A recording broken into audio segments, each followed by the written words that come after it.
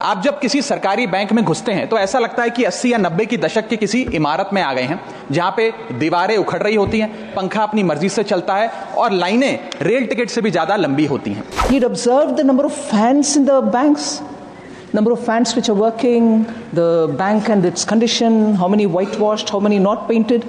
I'm really so satisfied. शुक्रिया madam कि आपने मुझे बैंकिंग बिल 2024 पर बात करने का मौका दिया। सर, बैंक ईंट या सीमेंट से बनी किसी इमारत का नाम नहीं है। बैंक सिर्फ किसी स्टील या एल्यूमिनियम से बने एटीएम का नाम नहीं है, और बैंक ना ही एक काउंटर से दूसरे काउंटर पर दौड़ रहे बैंक ग्राहकों की उस दौड़ का नाम है। बैंक नाम है विश्वास का, बैंक नाम है अधिकार का, न्याय का, समानता का। लेकिन पिछले कुछ वर्षों में यह विश्वास जो ग्राहकों का बैंकिंग व्यवस्था में था, वो कहीं ना कहीं कमजोर होता नजर आ रहा है, और उसके कुछ बुनियादी कारण, बहुत ही बेसिक कारण आज मैं इस सदन में आपके माध्यम से सरकार के सामने रखना चाहूंगा। सबसे पहला, पुअर कस्टमर सर्विस। यदि आज किसी ग्राहक को सरकारी बैंक में किसी काम से जाना हो, तो मान लीजिए उसके ग्रह खराब चल रहे हैं और दिहाड़ी भी खराब होगी। कोई नौकरी पेशा आदमी हो तो ऑफिस से छुट्टी लेनी पड़ती है, कोई स्टूडेंट हो तो प्रैक्टिकल का एग्जाम मिस करना पड़ता है, यहां तक कि साधारण सी पासबुक अपडेट कराने भी जाना हो तो वो भी एक संघर्षशील सफर में तब्दील हो जाता है। मैडम, आप जब किसी सरकारी बैंक में घुसते हैं तो ऐसा लगता है कि 80 या 90 की दशक के किसी इमारत में आ गए हैं, जहां पे दीवारें उखड़ रही होती हैं, पंखा अपनी मर्जी से चलता है और लाइनें रेल टिकट से भी ज्यादा लंबी होती हैं। इसके बाद जब आप काउंटर नंबर 1 पे पहुंचते हैं तो बताया जाता है काम यहां नहीं होगा, काउंटर नंबर 4 पर जाइए। जब काउंटर नंबर 4 पे जाते हैं तो बताया जाएगा यहां पर भी काम नहीं होगा, फर्स्ट फ्लोर पर जाइए। और जब आप थके हारे फर्स्ट फ्लोर पर पहुंचते हैं तो बताया जाता है कि लंच हो गया है, लंच के बाद 2 बजे आइएगा। 2:15 पहुंचते हैं तो बताया जाता है कि लंच एक्सटेंड हो गया, अभी कर्मचारी गुलाब जामुन खा रहे हैं। यह व्यवस्था है कस्टमर सर्विस की एक सरकारी बैंक में। और आज हम जहां चांद पर पहुंच गए, यूपीआई से गोलगप्पे खरीद रहे हैं, लेकिन हमारी सरकारी बैंकिंग व्यवस्था 80-90 के दशक से बाहर नहीं आ पा रही है। अभी आरबीआई के गवर्नर ने हाल ही में एक प्रेस कॉन्फ्रेंस कर वित्तीय वर्ष 23-24 की रिपोर्ट जारी करते हुए कहा कि 95 शेड्यूल्ड कमर्शियल बैंक्स में एक साल में, एक वित्तीय वर्ष में 1 करोड़ से ज्यादा कस्टमर सर्विस से संबंधित कंप्लेंट्स आई हैं। और ये तो वो कंप्लेंट्स हैं जिन लोगों को पता था कंप्लेंट कैसे दर्ज करानी है और उन्होंने दर्ज कराई। ना जाने ऐसी कितनी कंप्लेंट्स होंगी जो सिस्टम में कैद ही नहीं हुई। इसी के साथ साथ बैंकिंग कोड और स्टैंडर्ड्स बोर्ड ऑफ इंडिया का एक सर्वे बताता है कि 45% बैंक कस्टमर्स बैंकिंग व्यवस्था से डिससैटिस्फाइड है, असंतुष्ट हैं। और मैं चाहूंगा आपके माध्यम से सरकार के कानों तक ये बात पहुंचे कि डिजिटल सर्विसेज का एक कस्टमर सेटिस्फैक्शन ऑडिट कराना चाहिए सरकारी बैंकों का, कि क्या हमारी सरकारी बैंकों की वेबसाइट का इंटरफेस या मोबाइल एप्लीकेशंस सरल हैं, अच्छी हैं, या कस्टमर्स उससे त्रस्त हैं। दूसरा बड़ी समस्या है रूरल इंडिया के अंदर limited access to banking infrastructure. आइए गांव की ओर चलते हैं। मैडम, क्या हमारी बैंकिंग व्यवस्था ग्रामीण इलाकों तक पहुंच चुकी है? नाबार्ड की एक रिपोर्ट बताती है कि 50% of rural India is still suffering from lack of adequate access to banking. Financial inclusion index की आरबीआई की 2020 की रिपोर्ट बताती है कि ग्रामीण भारत में हर 100 में से मात्र 54 लोगों तक ही हमारी बैंकिंग व्यवस्था जैसे तैसे पहुंच पाई है, और 30% से ज्यादा रूरल हाउसहोल्ड आज भी ऐसे हैं जो पूरी तरीके से अनबैंक्ड हैं। और मैम, बैंकिंग की ग्रामीण इलाकों में अगर बात करें तो बैंकिंग व्यवस्था ने ग्रामीण इलाकों के साथ सौतेला व्यवहार किया है। पहले तो बैंक की ब्रांच गांव के पास नहीं है। जब वो बूढ़ा आदमी भोला भटका बैंक की 5-10 किलोमीटर दूर ब्रांच तक पहुंचता है तो पता लगता है कि बिजली गुल है। बिजली आ जाती है तो पता लगता है सर्वर डाउन हो गया है। सर्वर भी चल जाता है तो पता लगता है आधार सीडिंग में दिक्कत है, फिंगरप्रिंट मिसमैच हो रहा है, या बैंक अकाउंट की मैपिंग ही नहीं हो पा रही है। डॉक्यूमेंटेशन से लेकर कॉम्प्लिकेटेड फॉर्म से लेकर लैंग्वेज के चैलेंजेस तक ग्रामीण इलाकों में लोगों को झेलने पड़ते हैं, और सबसे ज्यादा बैंकिंग फ्रॉड भी गांव के भोले भाले आदमी के साथ होता है। इसी के चलते हमारे गांव का आदमी प्राइवेट निजी साहूकार के पास जाकर लोन लेना बेहतर समझता है, ना कि किसी बैंक के पास जाकर। और जब वे साहूकार के पास जाता है तो ना वहां पेपर वर्क होता है, एक इजियर एक्सेस होता है, फियर ऑफ बैंक और इलिटरेसी नहीं होता, बहुत बार तो मॉर्गेज पे भी कुछ नहीं रखना पड़ता, इसलिए वो साहूकार से ब्याज पे पैसा उठाता है। लेकिन साहूकार उसे मनमानी दाम पर वो ब्याज पर पैसा देता है, 60 से 80% सालाना का इंटरेस्ट रेट चार्ज करता है, जिंदगी भर के लिए उसकी गुलामी लिखवा लेता है, और वो बेचारा गांव का भोला भाला आदमी डेट ट्रैप में फंस के रह जाता है। मेरी तीसरी बड़ी समस्या जो मैं आज आपके सामने रखना चाहूंगा वो है साइबर फ्रॉड और digital frauds in the banking sector. Cyber frauds वर्ष 2023 में 75,800 घटनाएं सामने आई जो कि कंप्लेंट्स दर्ज हुई।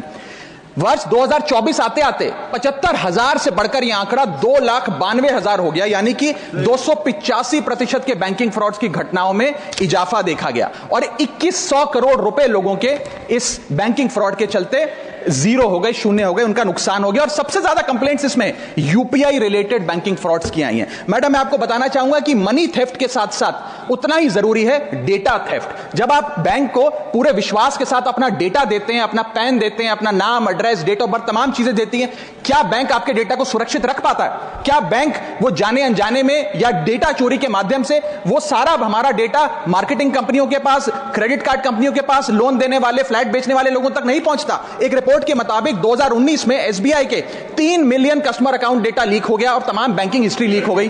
2021 में मोबीविक का 8.2 टीबी का केवाईसी डेटा ही लीक हो गया। 2021 में एक पेमेंट गेटवे जस्पे का 100 मिलियन क्रेडिट कार्ड की पेमेंट डिटेल्स और रिकॉर्ड्स लीक हो गई।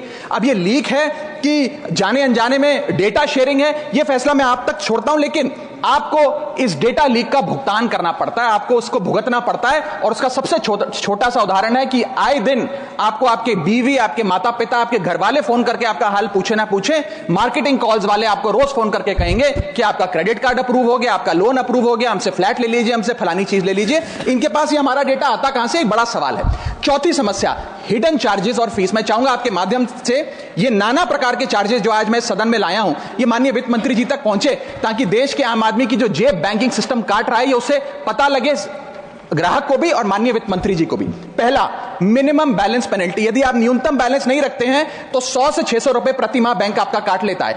इस चार्ज को लगाने के बाद बैंकों ने वित्तीय वर्ष 22-23 में 3500 करोड़ रुपए मिनिमम बैलेंस पेनल्टी के नाम से लोगों से वसूले हैं। मैडम, दूसरा चार्ज, एक्स्ट्रा एटीएम यूजेज। आपको एटीएम ट्रांजैक्शन के लिए 2 से 3 की मोहलत मिलती है, 2 से 3 की इजाजत मिलती है बैंकों द्वारा। अगर आप चौथा, पांचवा ट्रांजैक्शन कर लें तो हर ट्रांजैक्शन पे 20 रुपए एटीएम चार्ज आपको देना पड़ता है। इनएक्टिविटी फी 100 से 200 रुपए सालाना, यानी कि अगर बैंक आप बहुत ज्यादा अपना अकाउंट यूज नहीं करते हैं तो बैंक इनएक्टिविटी के नाम पे भी चार्ज लगा देता है। फिर बैंक स्टेटमेंट आप मंगवाते हैं तो बैंक स्टेटमेंट इशुएंस चार्जेस के नाम पर आपसे 50 से 100 रुपए लेता है। फिर आप कहते हैं हमें एसएमएस अलर्ट के माध्यम से मेरे बैंक के खाते में क्या आ रहा है उसकी जानकारी मिले, तो एसएमएस अलर्ट चार्जेस के नाम पर भी प्रति क्वार्टर 20 से 25 रुपए आपसे लिया जाता है। ऑनलाइन पेमेंट करेंगे एनईएफटी की तो ट्रांजैक्शन फी भी ली जाती है। जबरदस्ती आपको पहले लोन बेचते हैं और फिर उसके बाद लोन प्रोसेसिंग फी के नाम पर 1 से 3% लोन अमाउंट का काट लेते हैं। और जब आपकी किस्मत ठीक चल रही हो और आप समय से पहले अपना लोन बकाया जो है उसका भुगतान करने बैंक पहुंच जाएं तो loan pre closure charges, early payment penalty के नाम पर भी बैंक आपसे पैसा वसूलता है। साधारण सा सिग्नेचर बदलवाना हो, नॉमिनी की डिटेल्स बदलवानी हो, उस चेंज पर भी 200 रुपए प्रति ट्रांजैक्शन के नाम पे बैंक आपसे पैसा वसूलता है। और डिमांड ड्राफ्ट, पे ऑर्डर बनाने जाएं तो 100 से 200 रुपए प्रति डिमांड ड्राफ्ट आपसे पैसा वसूलता ही वसूलता है। यानी कि कस्टमर्स की जेब काटी जा रही है और कस्टमर्स को पता भी नहीं लगता कि कितना पैसा बैंक इन नाना प्रकार के चार्जेस के चलते आम आदमी से वसूल रहा है। मेरा पांचवा और आखिरी point madam, insurance and investment product miss selling. अपने क्वार्टरली या मंथली टारगेट्स पूरा करने के लिए बैंक के एग्जीक्यूटिव मिस सेलिंग करते हैं, गलत प्रोडक्ट लोगों को बेचते हैं। यह भी एक प्रकार का हनी ट्रैप है। मीठी मीठी बातें कर कर भोले भाले मासूम लोगों को ऐसे प्रोडक्ट्स बेच दिए जाते हैं जिनकी जरूरत उन्हें है ही नहीं। IRDAI, insurance regulatory development authority of India की एक रिपोर्ट बताती है कि 3.5 लाख सालाना कंप्लेंट्स में से 20% कंप्लेंट्स सिर्फ और सिर्फ मिस सेलिंग की, गलत प्रोडक्ट बेचने की उन्होंने दर्ज करी हैं। सेबी की एक रिपोर्ट बताती है कि 30% इन्वेस्टर मिसलीडिंग इंफॉर्मेशन का शिकार हैं। और म्यूचुअल फंड्स की मदर बॉडी, जिसे association of mutual fund of India कहते हैं, वो बताती है कि 23%, मैं खत्म कर रहा हूं मैडम, 23% इन्वेस्टर ऐसे हैं जिनके पास वो प्रोडक्ट्स हैं जो उनके रिस्क प्रोफाइल और फाइनेंशियल गोल से मेल ही नहीं खाते हैं। तो मैडम, मैं इन सारे जो समस्याएं बताई हैं उसके माध्यम से समाप्त कर रहा हूं। बस इतना ही कहना चाहूंगा कि ये बड़ी बुनियादी समस्याएं हैं जो आज इस देश का एक आम अकाउंट धारक, एक आम आदमी। Member Raghav Chadda and Niranjan Bishi had raised this issue of availability of banking infrastructure, particularly in the rural areas. I was amused, sir, if you will allow me a light-hearted exchange. If Member Raghav Chadda doesn't take offense, I would like to say he'd observed the number of fans in the banks, number of fans which are working, the bank and its condition, how many whitewashed, how many not painted. I'm really so satisfied. There are members of parliament who are otherwise very busy with many things international.